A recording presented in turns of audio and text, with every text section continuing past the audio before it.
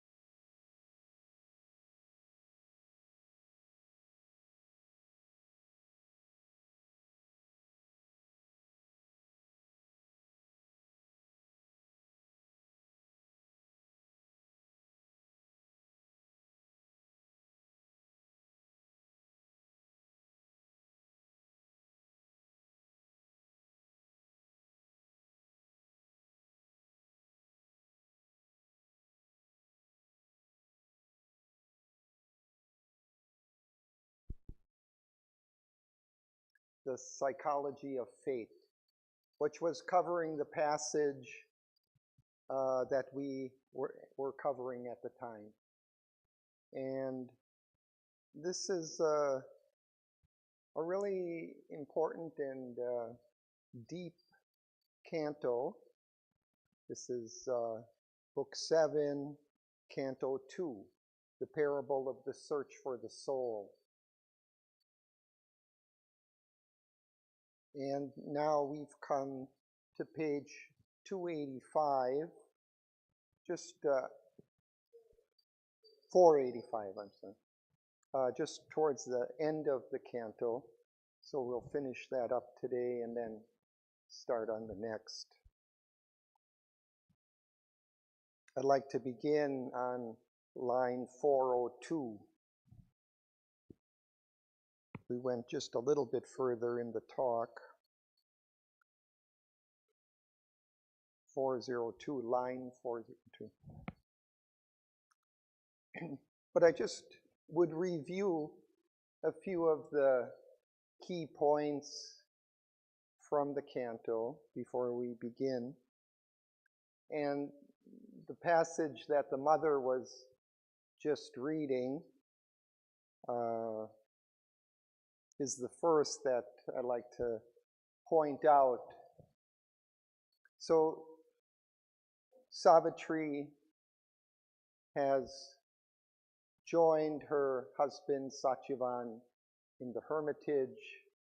She has the foreknowledge of his coming death in 1 year, which she's holding within herself, not telling him or his family.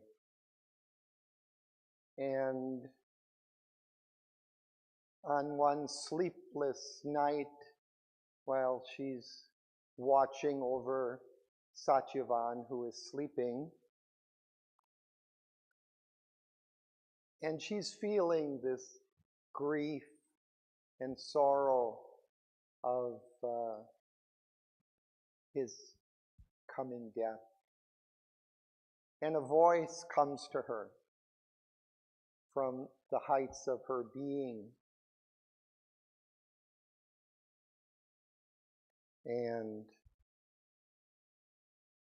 the voice says, "Remember why thou camest. Find out thy soul. Recover thy hid self. In silence, seek God's meaning in thy depths." This is on, page 476, line 86.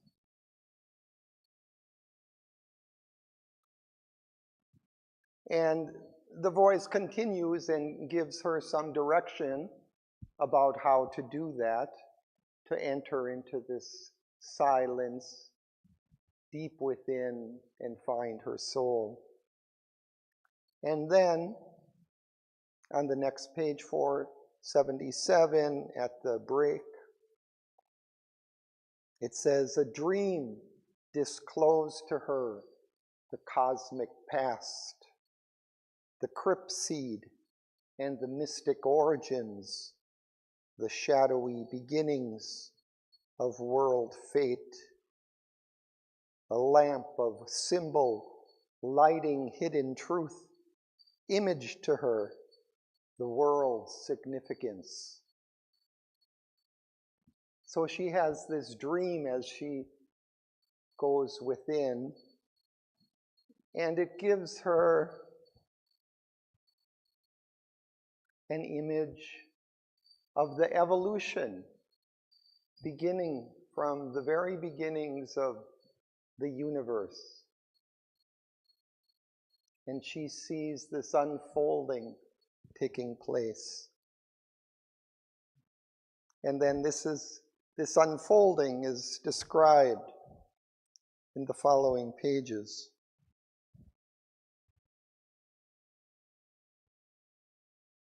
Up until the coming of mankind.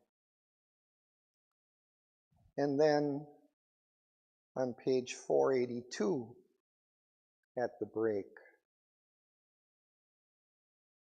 It says, all the world's possibilities in man are waiting as the tree waits in its seed. His past lives in him. It drives his future's pace. His presence acts, fashion his coming fate. The unborn gods hide in his house of life. The demon 02. And Margaret, would you like to be?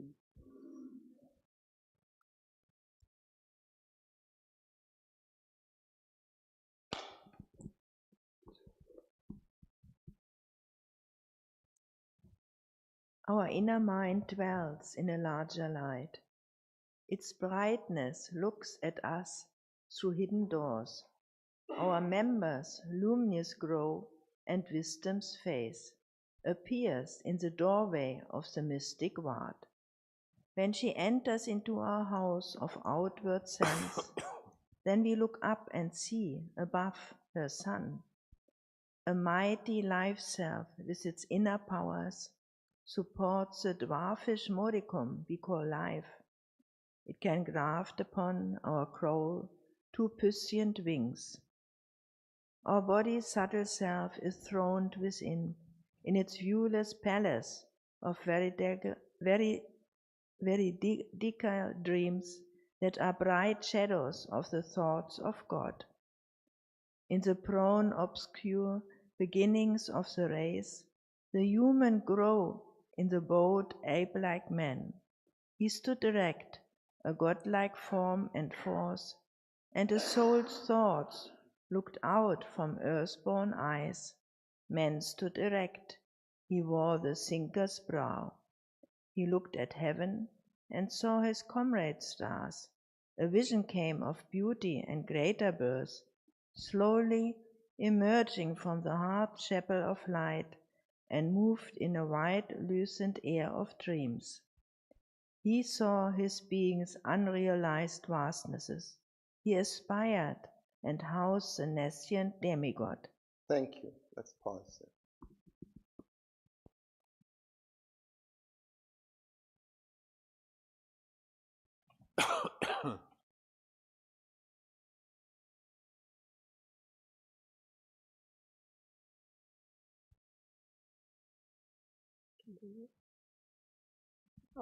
No, not yet. Please wait.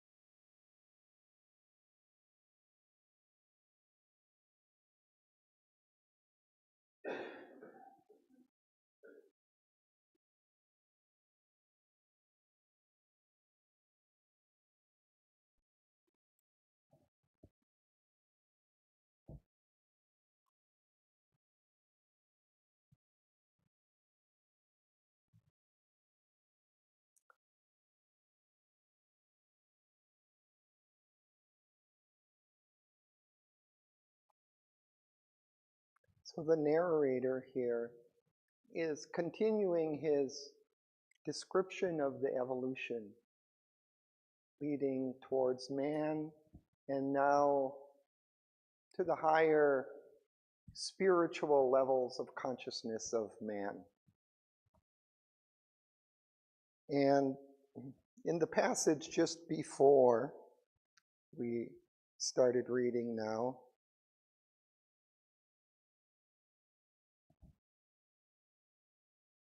the narrator says that beyond this surface consciousness of mankind, deep within and high above it.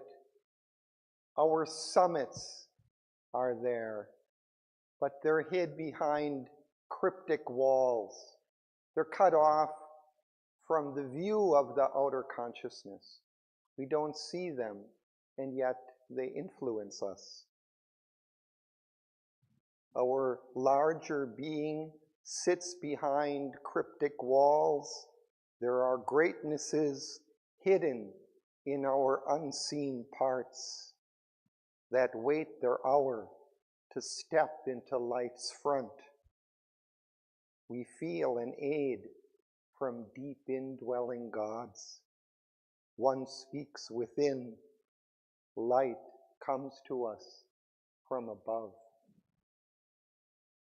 So he's describing this inner being of ours, which we may begin at a certain level of development to feel its influences, its light, its help.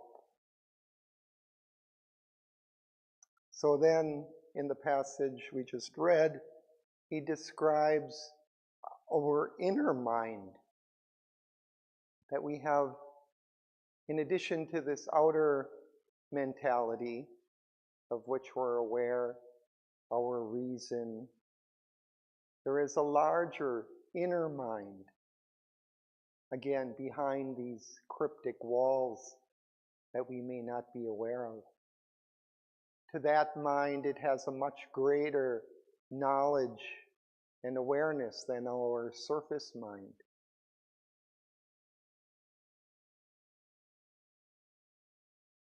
Its brightness looks at us through hidden doors.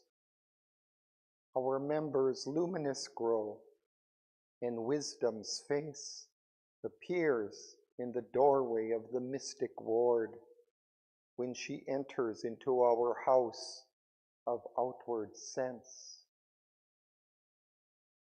So sometimes this inner mind comes out, shines through these doorways into our outer consciousness, and we become aware of its influence, of its knowledge and wisdom.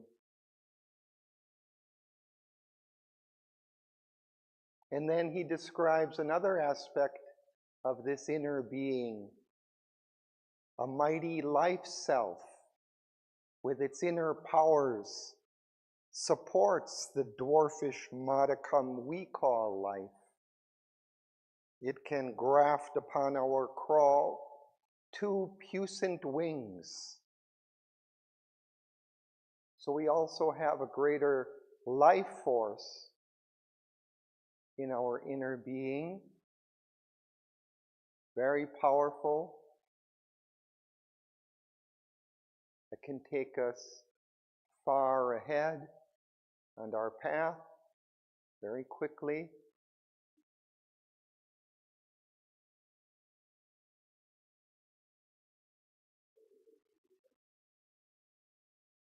It's a small amount, a small portion.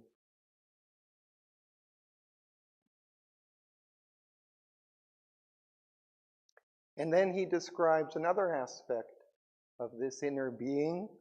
Our body's subtle self is throned within, in its viewless palace of veridical dreams.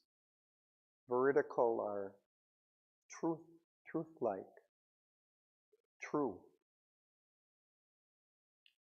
that are bright shadows of the thoughts of God.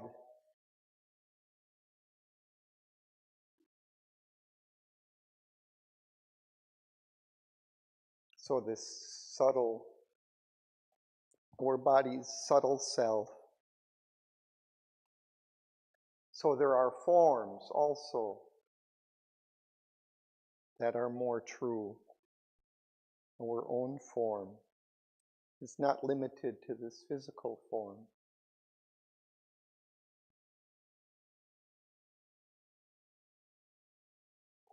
And then he goes back again and speaks of this evolution of mankind, in the prone, obscure beginnings of the race, the human grew in the bowed ape-like man. He stood erect, a godlike form and force, and a soul's thoughts looked out from earthborn eyes.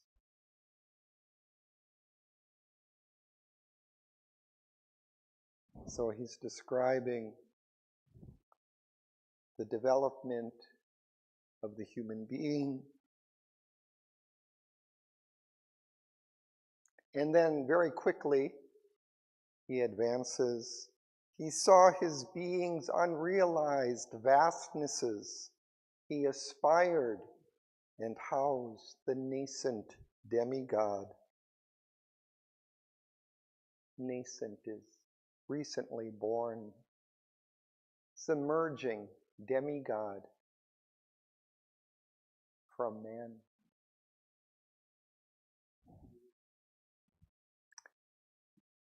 It's our greater being within coming out.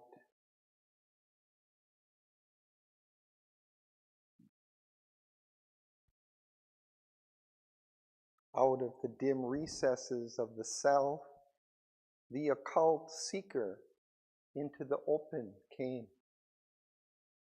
He heard the far and touched the intangible. He gazed into the future and the unseen.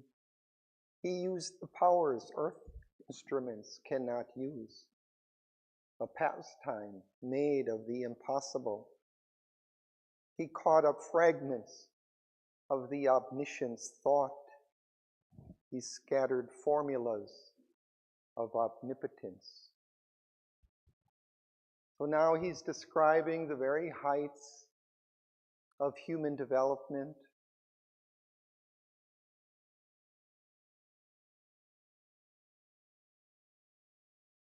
The beginnings of mastery of the occult realms, allowing us to look into the future, to gain greater powers, and even it caught up fragments of the omniscient's thought. So it also begins to become aware of this deeper, greater knowledge of the omniscient, of the all-knowing divine within us.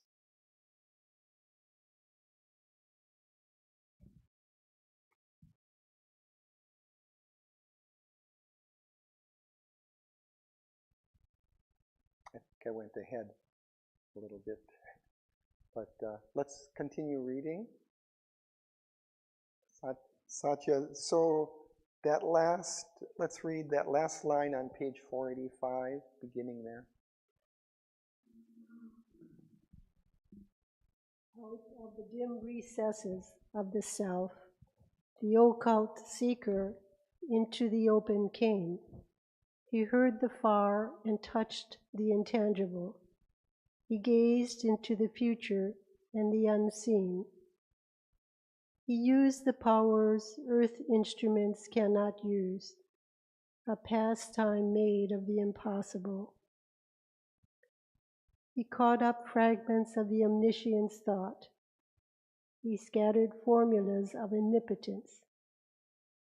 Thus man in his little house, made of earth's dust, grew towards an unseen heaven of thought and dream, looking into the vast vistas of his mind, on a small globe dotting infinity.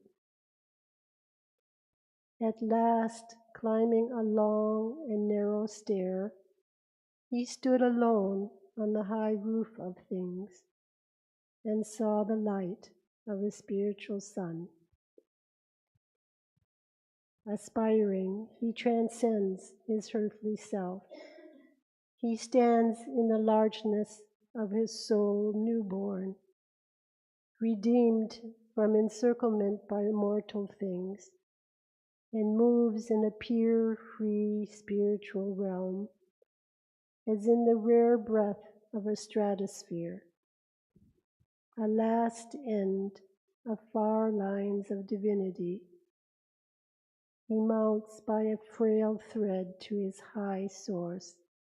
He reaches his fount of immortality. He calls the Godhead into his mortal life. Thank you. Let's pause.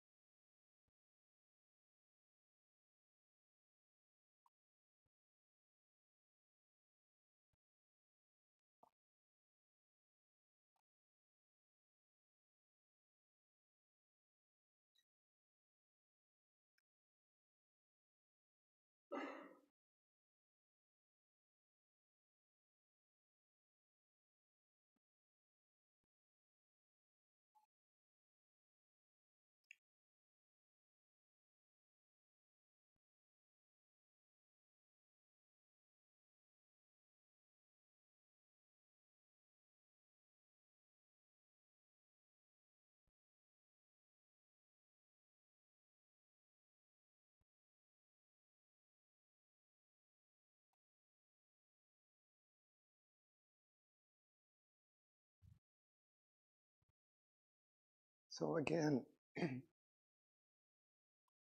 the narrator is describing now the highest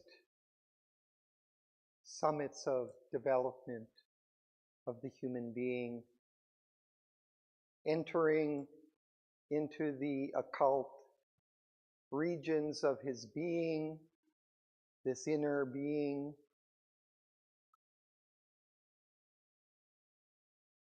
but now also looking above at last, climbing a long and narrow stair, he stood alone on the high roof of things and saw the light of a spiritual sun.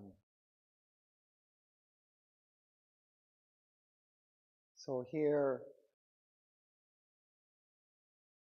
is the development of the spiritual mind, looking above towards what Sri Aurobindo would call the supermind, towards a higher consciousness, this spiritual sun from which mind is derived.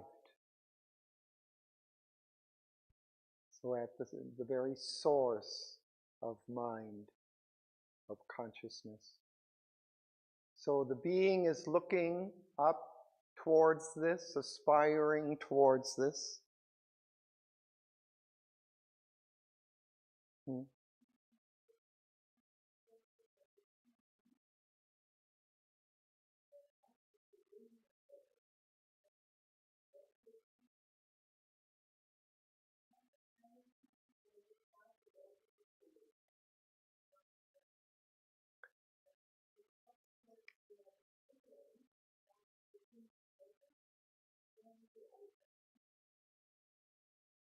So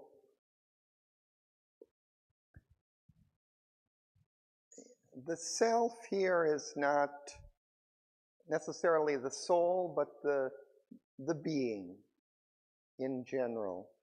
The human being as it is developing. There are this inner being is hidden behind these cryptic walls, right? We're not aware of this inner being, this greater mind, this greater life force, this subtle physical self. All of this is part of our self, but it's hidden behind these walls of unconsciousness. But now in this higher development of the human being, from these dim recesses, from this inner realms of the consciousness which are still dim. The outer being is not clearly conscious of them. So they seem dim. Okay, but out of that, the occult seeker into the open came.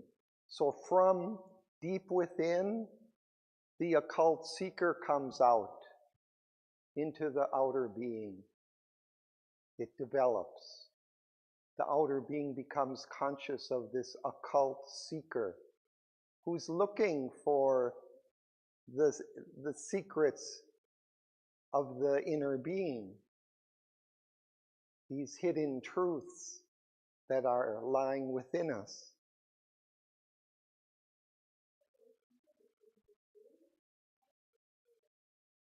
Yeah, you could say that. It's this something from the inner being. Ultimately, it's the soul behind that's trying to reach out and express itself in the outer being. But first, it doesn't come out directly, but it may come out through these occult aspects. The inner mind, the inner vital, the subtle physical. These are normally what we would call the occult aspects of our being. So first it may express itself through them, and those parts of us begin to become conscious. So he's describing these inner parts of our being becoming conscious to the outer consciousness.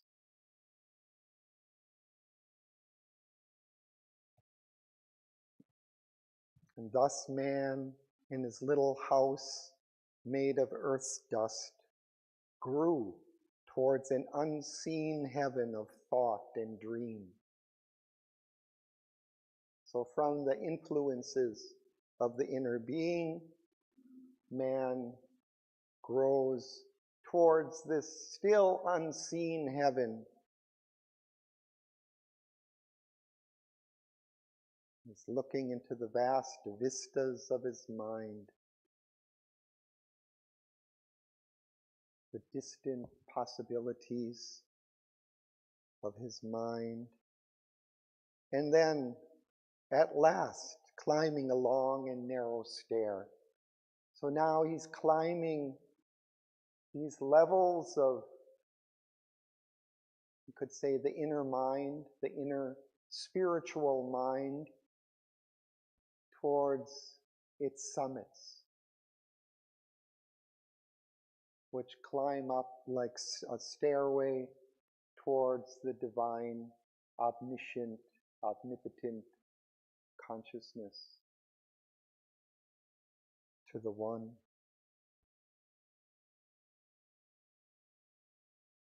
Aspiring, he transcends his earthly self. He stands in the largeness of his soul newborn, redeemed from encirclement by mortal things, and moves in a pure, free spiritual realm, as in the rare breath of a stratosphere.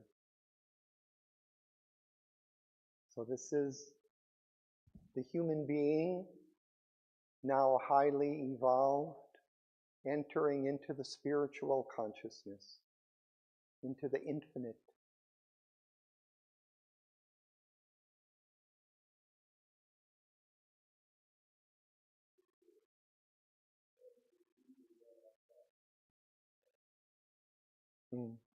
Yeah. This spiritual mind at these heights is like a stratosphere, very thin air high up in our atmosphere, very rarefied, quiet, silent, expansive, expanding out into infinity.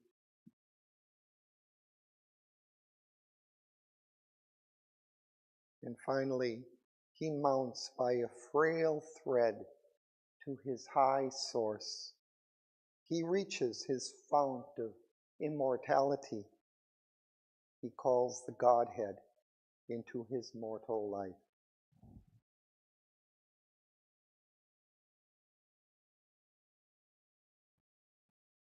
So now can we move up here?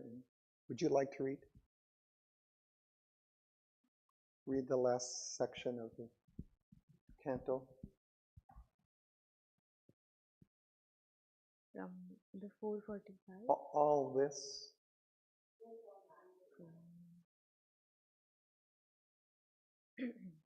All this spiritual concealed had done at her. A portion of the mighty mother came into her as into its own human parts.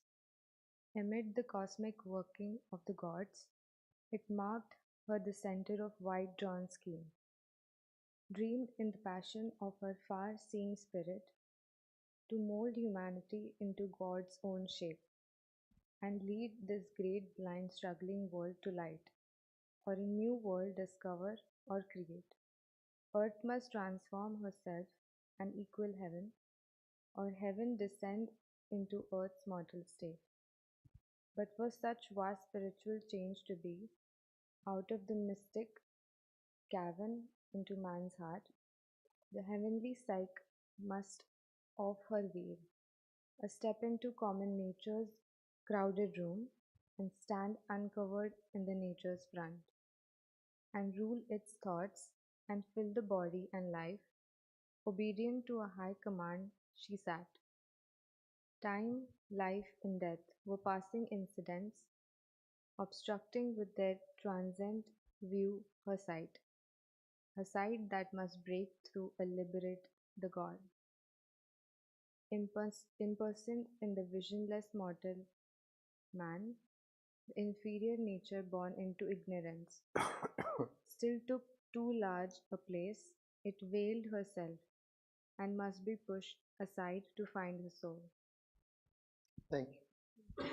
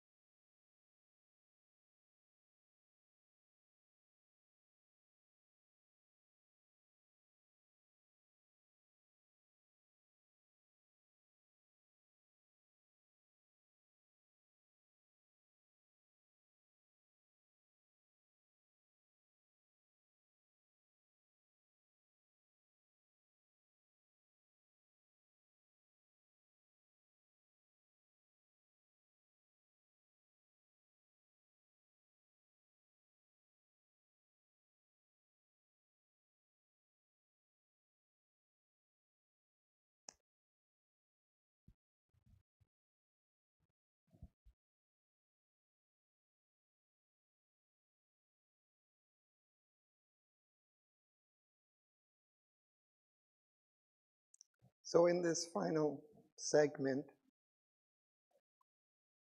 the narrator returns to Savitri. He says, all this the spirit concealed had done in her. So she had achieved what he has just described, this mounting upwards towards the spiritual heights of her being,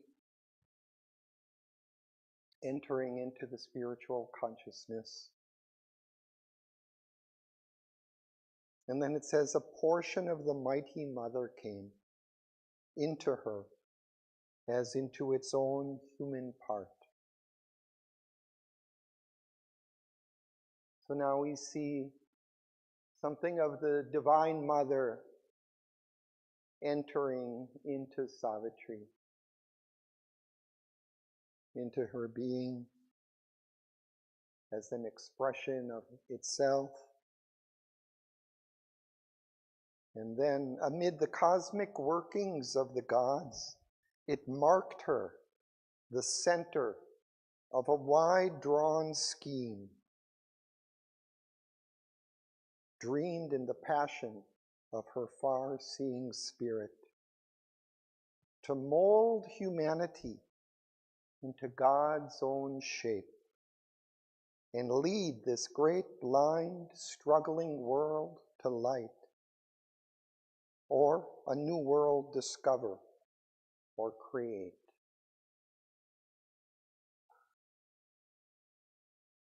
So the Divine Mother comes into her and marks her the center of a great spiritual work to mold humanity into God's own shape. So this is Savitri's work, or our Divine Mother's work, to change humanity, to divinize humanity, and lead this great, blind, struggling world to light, or a new world discover or create.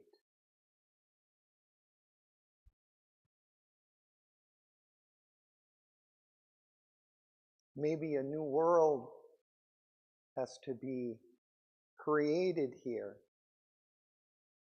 brought down, manifested here.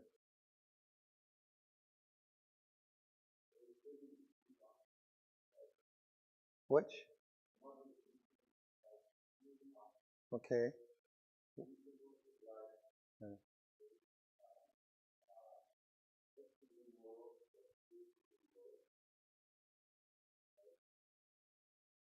Mm-hmm.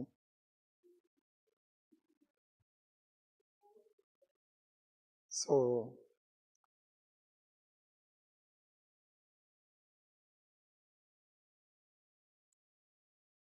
yeah, changing humanity or discovering a new world, yeah, or create. Or maybe it's a mix of all three.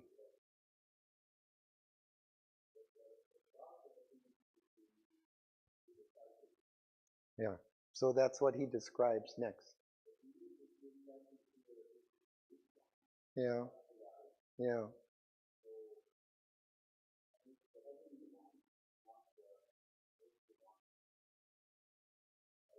Yeah.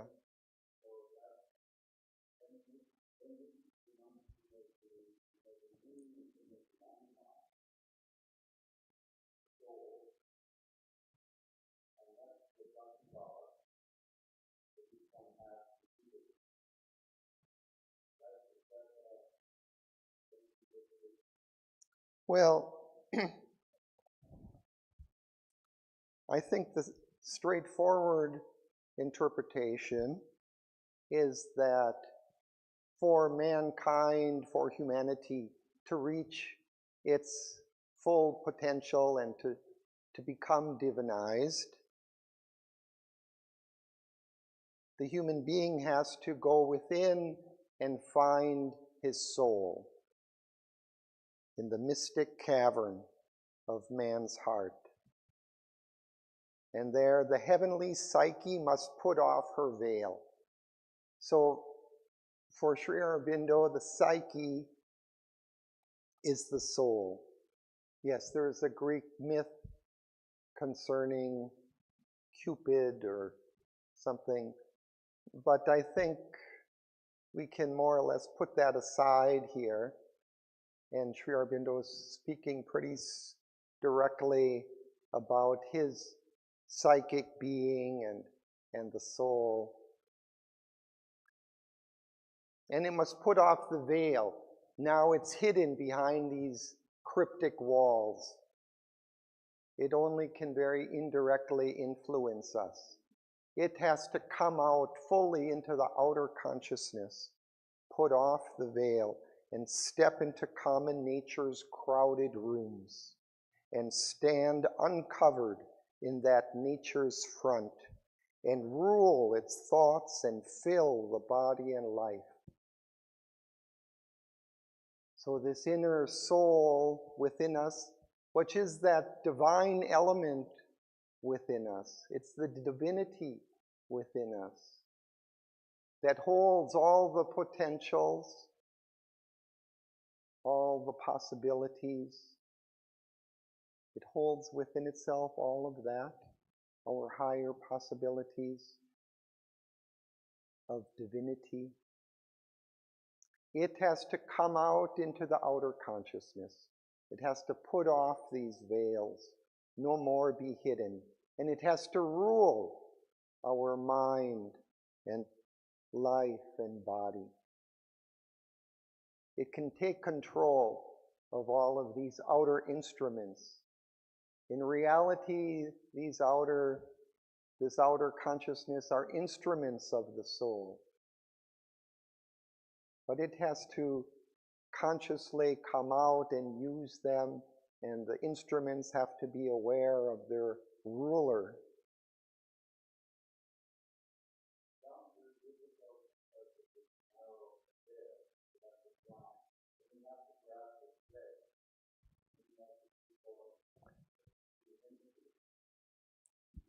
Yeah.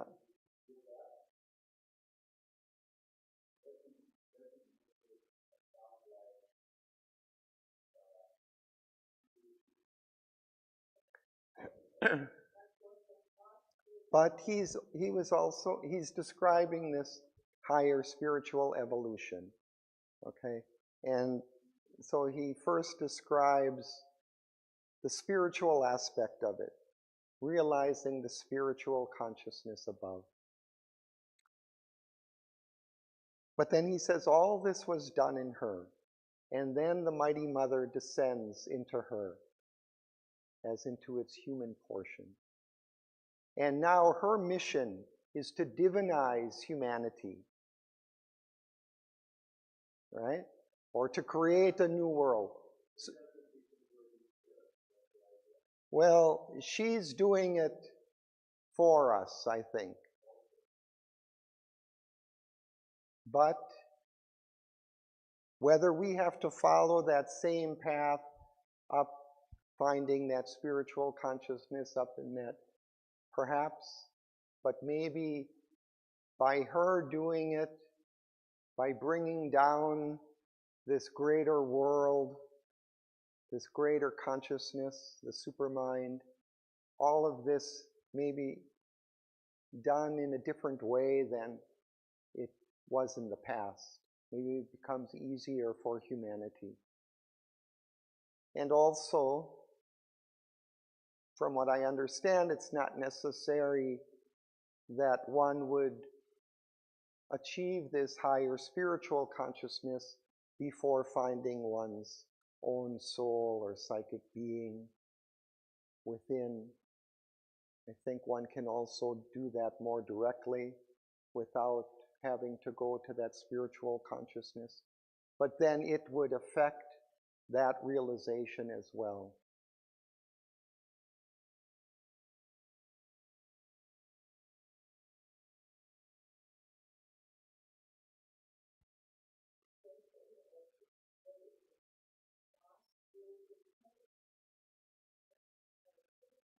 No, it's a profound transformation of life and the consciousness.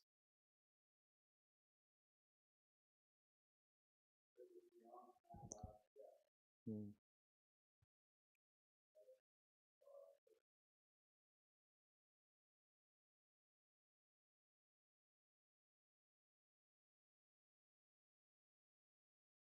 Her sight that must break through and liberate the God imprisoned in the visionless mortal man. It kind of it comes back to her, but then it's kind of saying, okay, now she has to go find her soul. In a sense, some of what was described seemed like she had already discovered, but here he's going back to the story because she's going to enter into her inner being now and discover her soul. And that's going to be described in detail.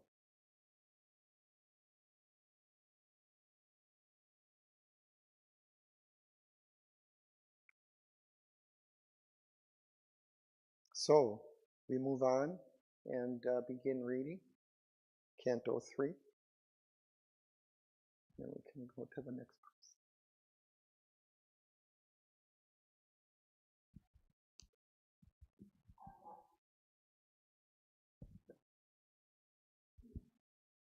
The entry into the inner countries.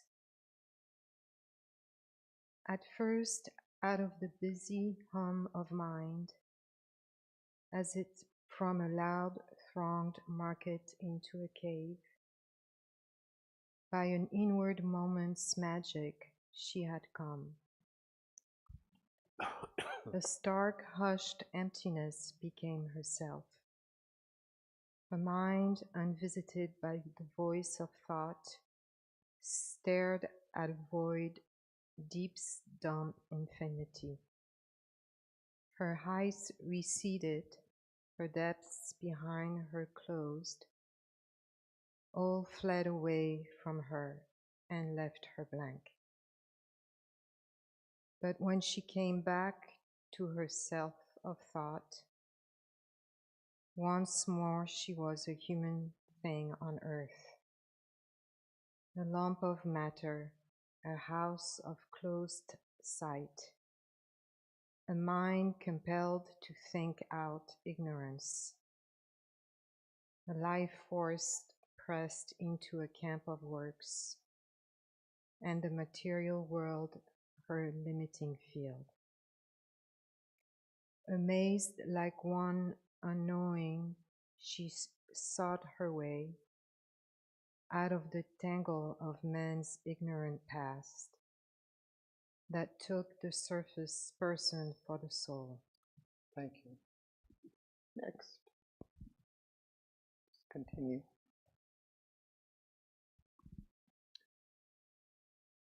Then a voice spoke that dwelt on secret heights.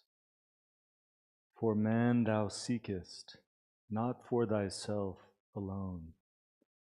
Only if God assumes the human mind and puts on mortal ignorance for his cloak and makes himself the dwarf with triple stride, can he help man to grow into the God. As man disguised the cosmic greatness works and finds the mystic inaccessible gate and opens the immortal's golden door. Man, human, follows in God's human steps. Accepting his darkness, thou must bring to him light. Accepting his sorrow, thou must bring to him bliss. In matter's body find thy heaven-born soul. Then Savitri surged out of her body's wall and stood a little span outside herself and looked into her subtle being's depths. And in its heart, as in a lotus bud, divined her secret and mysterious soul. Thank you. Next.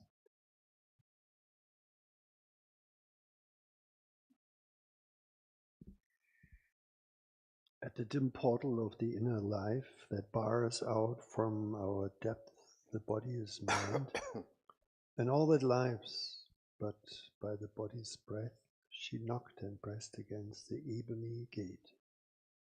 The living portal groaned with solemn hinge. Heavenly reluctant it complained inert against the tyranny of the Spirit's touch. A formidable voice cried from within, "Back, creature of earth, less tortured and torn to die." A dreadful murmur rose like a dim sea. The serpent of the threshold hissing rose. The fatal guardian hood with monstrous coils. The hounds of darkness crowd with jaws agape. And trolls and gnomes and goblins scoffed and stared. A wild beast roaring thrilled the blood with fear. A menace muttered in a danger. Nature renounced the spirit's government, and the bare elemental energies make of the sense a glory of boundless joy, a splendor of ecstatic anarchy, a revel mighty and mad of utter bliss. This was the sense's instinct void of soul, or, when the soul sleeps hidden, void of power. But now the vital Godhead wakes within, and lifts the life with the supernal touch. But how shall come the glory and the flame, if mind is cast away into the abyss? For body without mind has not the light, the rapture of spirit sense, the joy of life. All then becomes subconscient, tenebrous. Inconscience puts its seal on nature's page, or else a mad disorder whirls the brain, posting along a ravaged nature's roads, a chaos of disordered impulses in which no light can come, no joy, no peace. This state now threatened, this she pushed from her. Thank you.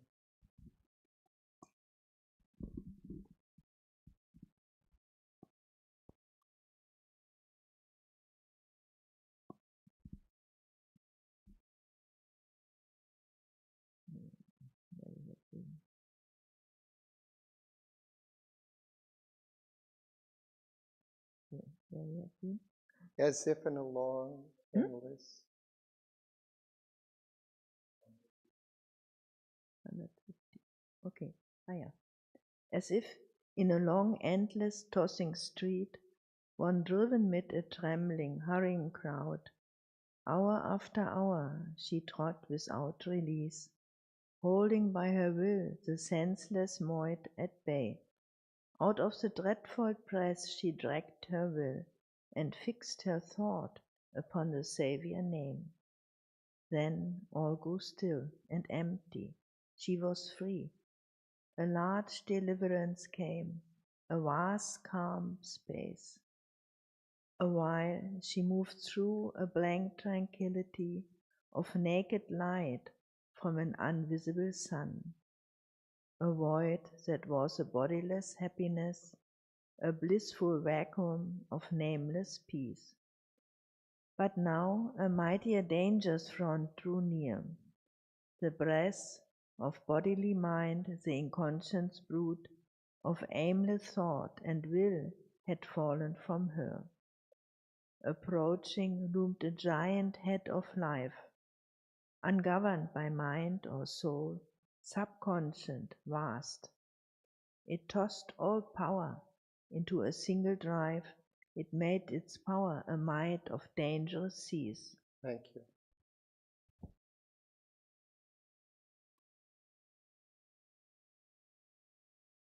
Into the stillness of her silent self, into the whiteness of its muse of space, a spate, a torrent of the speed of light, broke like a wind-lashed, driven mob of the waves.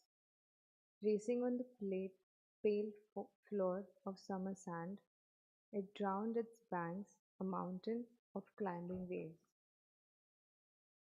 Enormous was its vast and passionate voice. It cried to her listening spirit as it ran, demanding God's submission to chainless force, a deaf force calling to a status dumb. 1,000 voices in a muted vast. It claimed the heart's support for its clutch at joy, for its need to act, the witness soul's consent, for its lust of power, her neutral being's seal, into the wideness of her watching self. It brought a grandiose gust of breath of life. Its torrent carried the world's hopes and fears, all lives, all nature's dissatisfied hungry cry, and the longing all eternity cannot fill. Thank you. Next.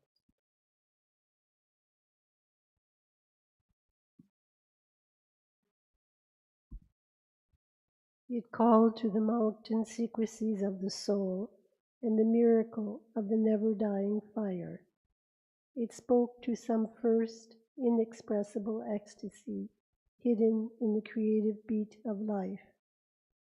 Out of the nether unseen deeps it tore its lure and magic of disordered bliss. Into earth light poured its maze of tangled charm and heady draught of nature's primitive joy, and the fire and mystery of forbidden delight, drunk from the world libido's bottomless well, and the honey sweet poison wine of lust and death, but dreamed a vintage of glory of life's gods, and felt as celestial rapture's golden sting. The cycles of the infinity of desire and the mystique that made an unrealized world, wider than the known and closer than the unknown, in which hunt forever the hounds of mind and life, tempted a deep dissatisfied urge within to long for the unfulfilled and ever far, to make this life upon a limiting earth a climb towards summits vanishing in the void, a search for the glory of the impossible. Thank you.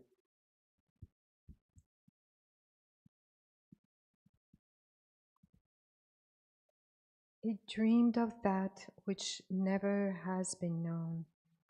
It grasped at that which never has been won. It chased into an Elysian memory the charms that flee from the heart's soon lost delight.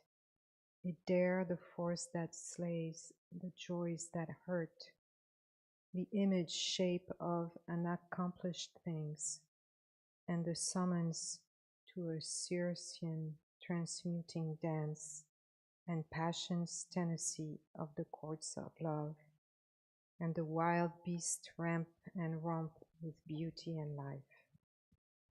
It brought its cry and surge of opposite powers, its moments of the touch of luminous plains, its flame ascensions and sky-pitch vast attempts, its fiery towers of dreams built on the winds, its sinkings towards the darkness and the abyss, its honey of tenderness, its sharp wine of hate, its changes of sun and cloud, of laughter and tears, its bottomless danger pits and swallowing gulfs, its fear and joy and ecstasy and despair, its occult wizardries, its simple lines and great communions and uplifting moves, its faith in heaven, its intercourse with hell.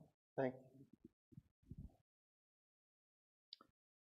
These powers were not blunt with the dead weight of earth. They gave ambrosia's taste and poison's sting. There was an ardor in the gaze of life that saw heaven blue in the gray air of night. The impulses Godward soared on passion's wings. Mind's quick-paced thoughts floated from their high necks. A glowing splendor as of an irised mane, a parure of pure intuition's light. Its flame-foot gallop they could imitate. Mind's voices mimicked inspiration's stress, its ictus of infallibility, its speed and lightning heaven leap of the gods. A trenchant blade that shore the nets of doubt, its sword of discernment seemed almost divine. Yet all that knowledge was a borrowed son's. The forms that came were not from heaven's native births. An inner voice could speak with the unreal's word, its puissance, dangerous and absolute, could mingle poison with the wine of God. Thank you.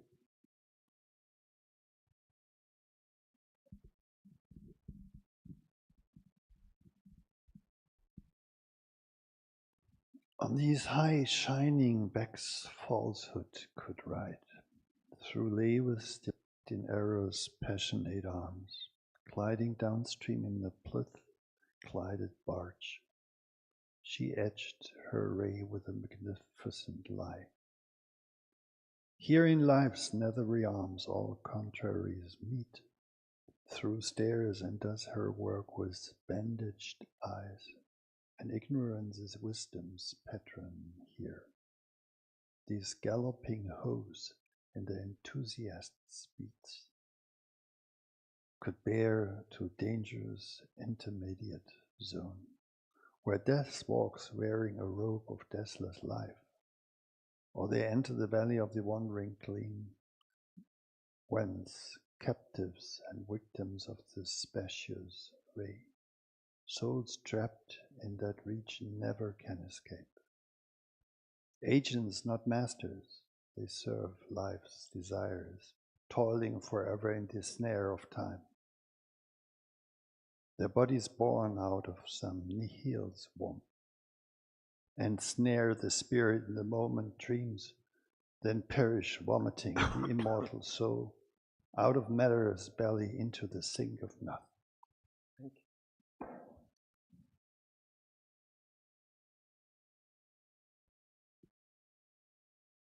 Yet some uncaught, unslain, can warily pass, carrying truth's image in the sheltered heart.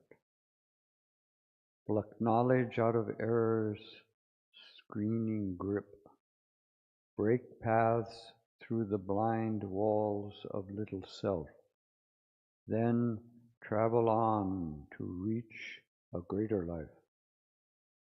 All this dreamed past her, and seemed to her vision's sight, as if around a high and voiceless isle, a clamor of waters from far unknown hills swallowed its narrow banks in crowding waves, and made a hungry world of white, wild foam, hastening a dragon with 1,000,000 feet. In foam and cry a drunken giant's din, tossing a mane of darkness into God's sky. It ebbed, receding into a distant roar,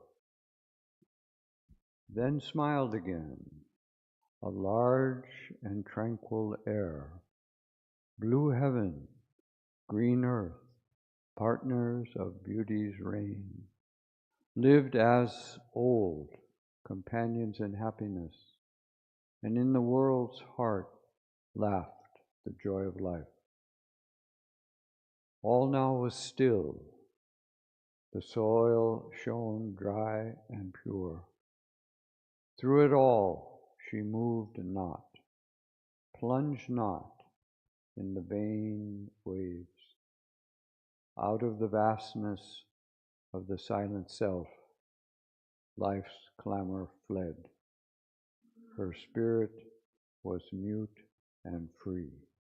Thank you.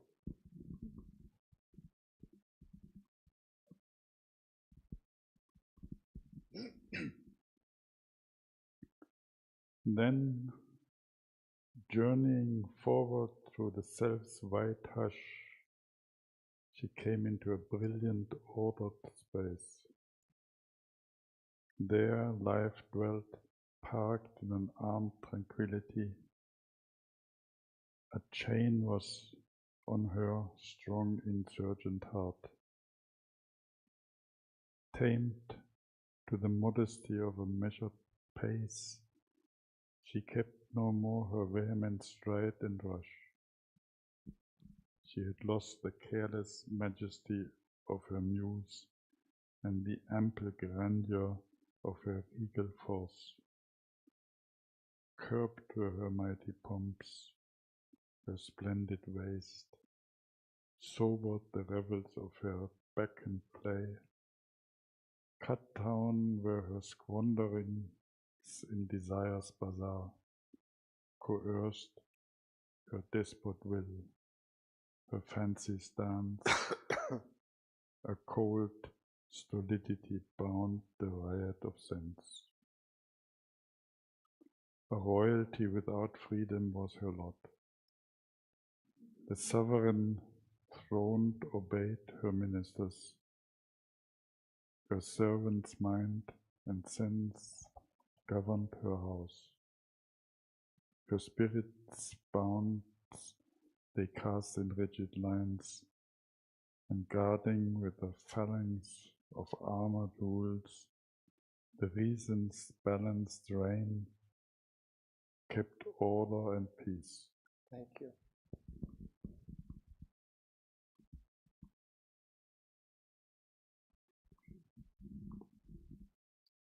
Her will lived closed in adamant walls of law. Coerced was her force by chains that feigned to adorn. Imagination was prisoned in a fort, her wanton and licentious favorite. Reality's poise and reason's symmetry were set in its place, sentineled by marshaled facts. They gave to the soul for throne a bench of law, for kingdom a small world of rule and line. The age's wisdom, shriveled to scholiastic lines, shrank patterned into a copybook device. The spirit's almighty freedom was not here.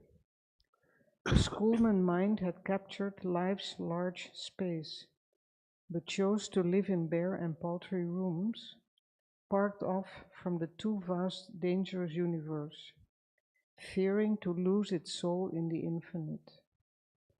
Even the idea's ample sweep was cut into a system changed to fixed pillars of thought, or riveted to matter's solid ground, or else the soul was lost in its own heights.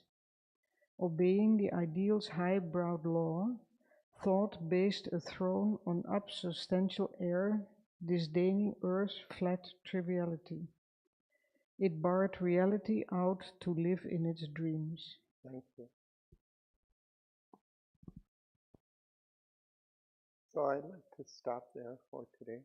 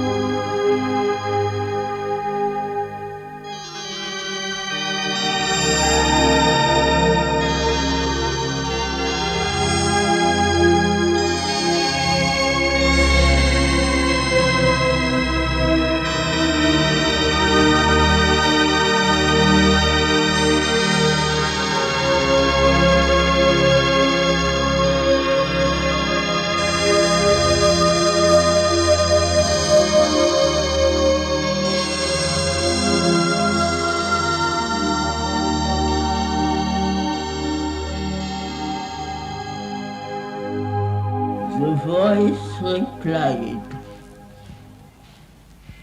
"Remember why thou camest. Find out thy soul. Recover thy hid self. In the enormous emptiness of thy mind, thou shalt see the Eternal's body in the world. Know him in every voice heard by thy soul.